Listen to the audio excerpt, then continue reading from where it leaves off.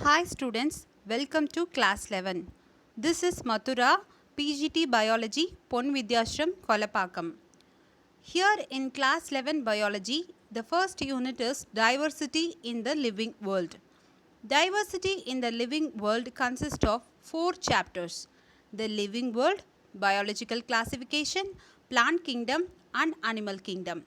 First we are going to see about the living world. Coming to the living world, Earth is the living world. Earth is a home for diverse forms of living organisms in different habitats. We all know that habitat is a place where the animal lives with the interaction with the physical environment and with other organisms. All these living organisms constitute the living world. So, what are living things? Living things have certain characteristics that differentiate itself from the non-living things. What are the characteristics? We will see. There is a different level of organization for living things, whereas it is absent for non-living thing. They have a lower level to higher level of organization. They are made up of cells. All the living organisms are made up of cells. Cells forms the structural and functional unit for all the living things. All living things can reproduce. All the living things can reproduce and produce their own offspring. They obtain and uses energy. All the living things ingest food, digest it, obtain energy and uses the energy for performance and activities. All living things grow and develop. They grow in size and develop their structure.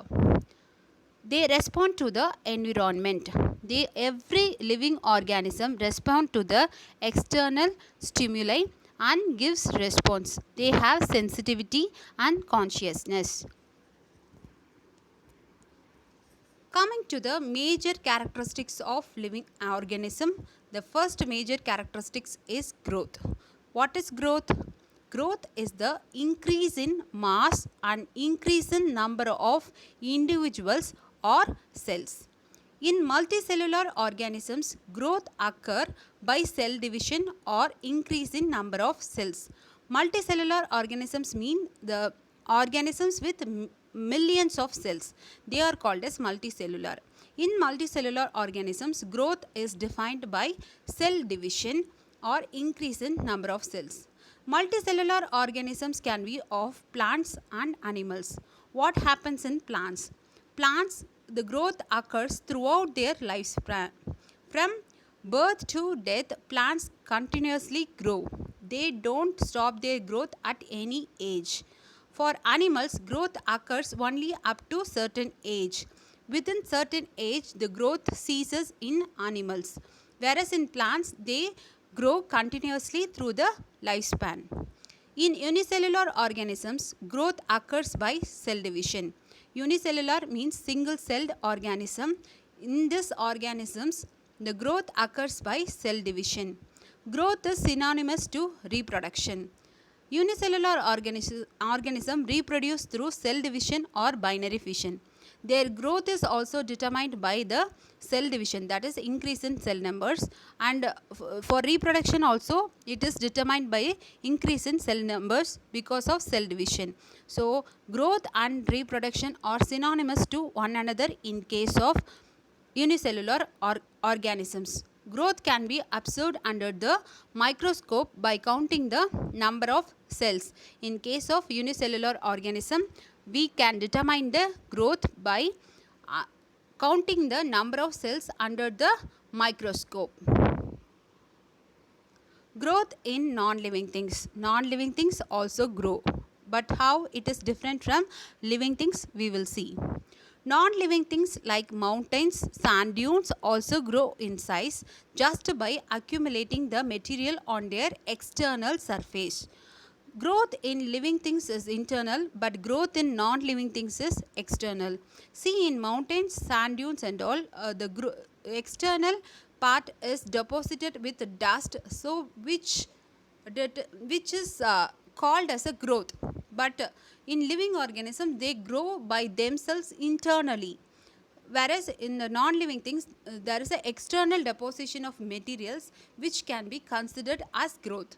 So in non-living things, the growth is external, whereas the living things, the growth is internal. Dead organism does not grow and considered as non-living thing. Hence growth cannot be taken as the sole defining criteria for living organisms. Since there is a growth in both non-living thing and living thing, whether it is external or internal, so there is the growth cannot be taken as a sole criteria for a living thing. Coming to the second major characteristics, it is reproduction. Reproduction is the production of offspring similar to the parent. It is a repetitive production of offspring. The offspring should resemble the parent in both genetically and morphologically. In multicellular organisms, mode of reproduction is generally sexual. There are two modes of reproduction, that is sexual reproduction and asexual reproduction. In case of multicellular organisms, the mode of reproduction is generally sexual. In plants, both vegetative and sexual reproduction takes place. In plants, there are two structures, vegetative structure and reproductive structure. Vegetative structure is nothing but root, stem, leaves, whereas reproductive structure is flower with anther and ovary. So plants can reproduce both vegetatively and sexually. In vegetative propagation, the vegetative structure is able to give rise to offspring without a fusion of any gametes. See, in sexual reproduction, there is a fusion of gametes. Haploid male gamete and a haploid female gamete fuse together to form a diploid zygote. Okay. In case of asexual reproduction and vegetative propagation, there is no such fusion. There is no gamete involved. So, in the vegetative propagation, the vegetative structure itself can give rise to a offspring. Most of the angiosperms, flowering plants, reproduce through sexually, whereas some lower organisms in plants and some cases of angiosperms also reproduces through vegetative propagation. In unicellular organism, mostly asexual mode of reproduction is seen. Sometimes sexual reproduction occurs at unfavorable condition. Unicellular organisms always undergo asexual reproduction during favorable condition. If the condition is favorable, they will prefer asexual reproduction, that is cell division or binary fission or other means of asexual reproduction. Whereas in unfavorable condition, they go for sexual reproduction, because every organism has the survival instinct. They have to reproduce to keep their existence. Reproduction ensures the existence of the species in the world. So by hook or crook, they have to reproduce. So during favorable condition, they adopt the asexual mode. When during unfavorable condition, they move back to sexual reproduction. See, in bacteria, during unfavorable condition, they go for conjugation method.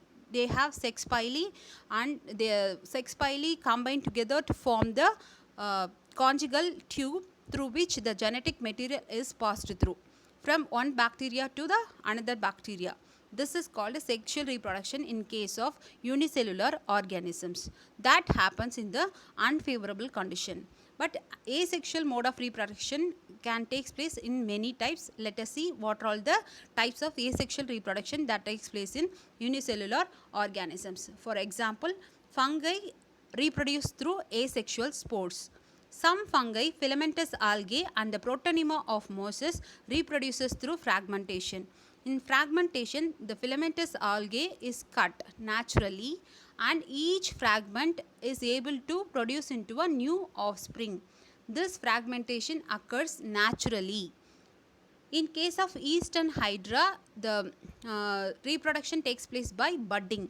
Budding is nothing but an external outgrowth from the parent which resembles the parent morphologically, and during a course of time when it matures, it detaches itself from the parental body and it develops into a new offspring. This is called as budding.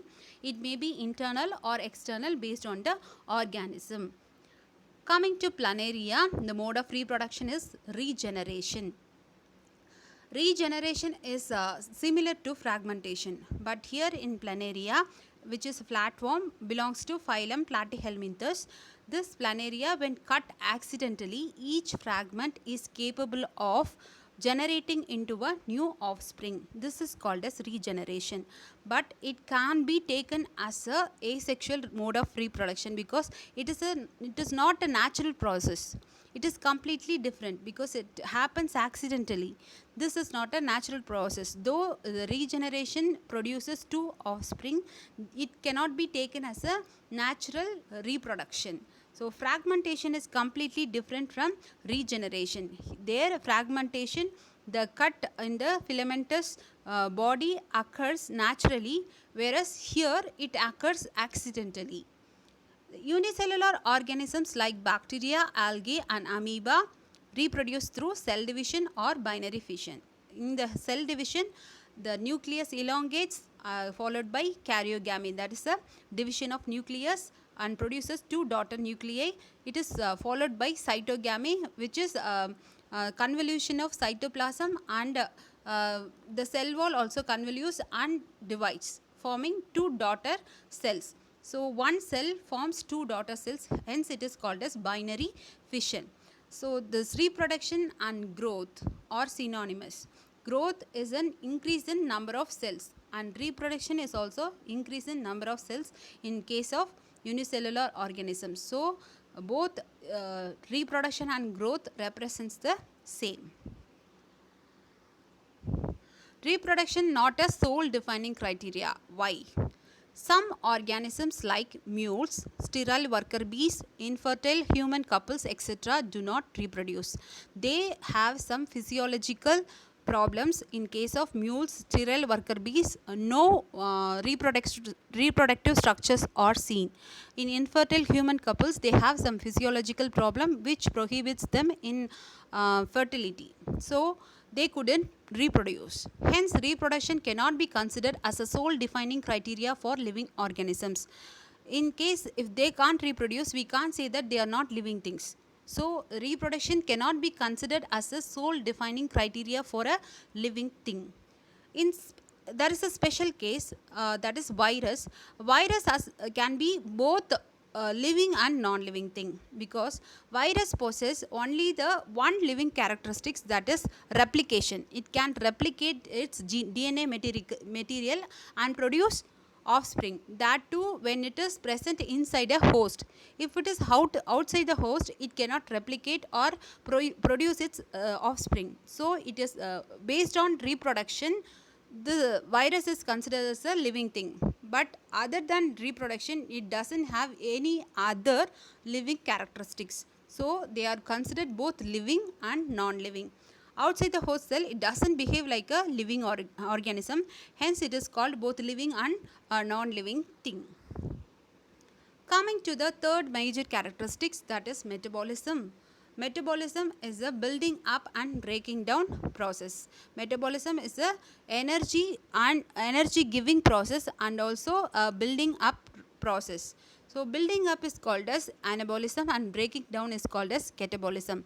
Both anabolism and catabolism together forms a metabolism. So what is the difference between anabolism and catabolism? We will see in this table. Anabolism is a building up process, whereas catabolism is the breaking down process. Anabolism is a smaller molecule combines together to form larger molecules.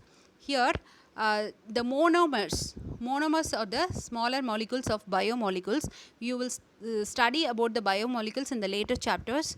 The biomolecules are nothing but carbohydrate, proteins, fats and nucleic acids. These are formed by the monomers. The monomers of carbohydrates will combine to form the larger molecule called polymers. So smaller molecule when combined to form a larger molecule, they are called as building up process and it comes under anabolism. Larger molecules break in catabolism. Larger molecules break into smaller units. That is called as catabolism. See, the polymers can be broken down to monomers. That is the process of catabolism. It is a breaking down process. Chemical energy is formed and stored. In case of anabolism, during building up process, chemical energy is formed and stored as potential energy for future use. In case of catabolism, the stored chemical energy is released and used. Catabolism is mainly for performance and activities. For that, energy has to be used up. So, during catabolism, the stored chemical energy is released and used.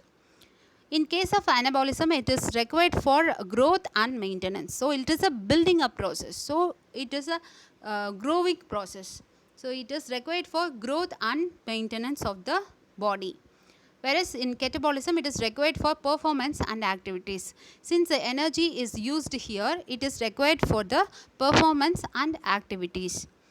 Example for anabolism is synthesis of proteins from amino acids. Amino acids is a monomer which joins together to form the polypeptide chain, that is the polymer of protein. So, it is a building up process. So, it is an example for anabolism. Whereas in catabolism, breaking down of glucose to form carbon dioxide and water. Glucose is broken down to carbon dioxide and water, which releases so much of energy that is used for performance and activity. So, it is a catabolic process. Metabolism is a unique characteristics for living organism. It is not seen in any non-living things. Coming to the fourth major characteristics, that is cellular organization. Each living organism is made up of cells. Cells form the structural and functional unit of all living organisms. Cells are the building blocks of all living things. Unicellular organisms are made up of single cell. Uni means single. So, unicellular means single celled organism. Multicellular organisms are formed by millions of cells. Multi means many. So, multicellular organisms are made up of millions of cells. Cells contain protoplasm and cell organelles. Non-living things doesn't have cellular organization. Coming to sensitivity. Sensitivity is a response to external stimuli. So, response to various physical, chemical and biological stimuli is called as sensitivity. It is also called as consciousness. All living things including unicellular organisms respond to external stimulus. Humans are superior to all living things as they have an additional ability of self-consciousness. Humans are the highest level of animals in the animal kingdom, and they have a additional ability of self-consciousness.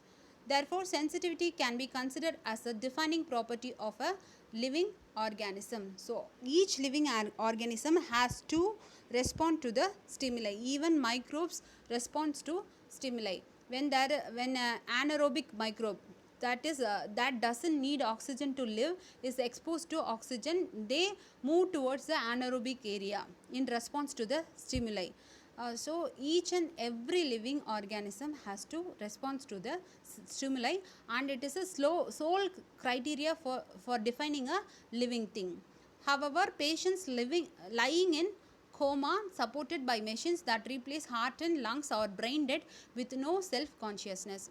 A patient who is helped with the ventilator for survival is considered to be brain dead if they don't respond to any stimuli. So, only doctors used to check the patients by focusing light on their eyeballs. If the eyeballs is not moving, they are considered to be brain dead. If they are not responding to the stimuli, they are considered to be brain dead. Non-living things doesn't respond to any stimuli. A chair can be moved aside by you, by any external force. They won't move aside by themselves. So, they doesn't respond to any external stimuli.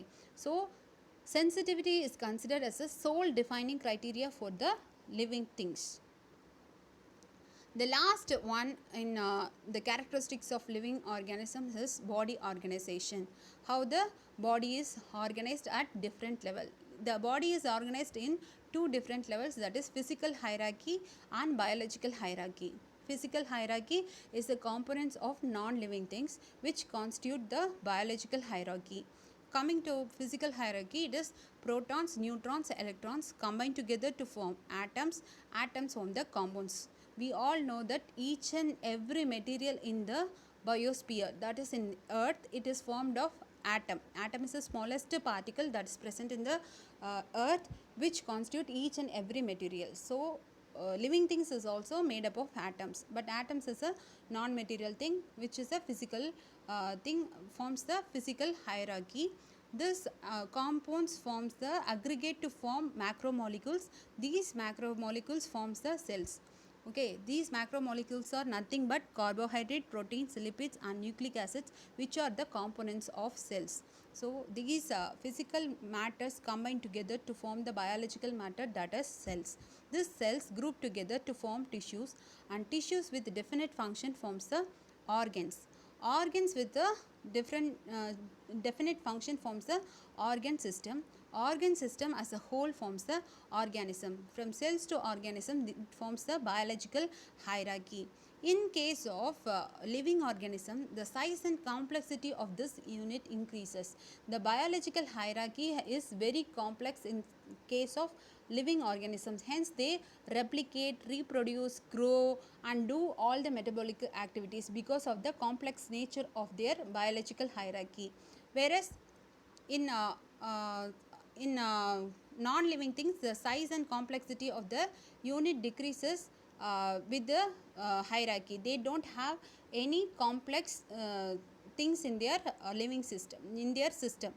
So the this is the major characteristics difference between a living thing and a non-living thing. Thank you.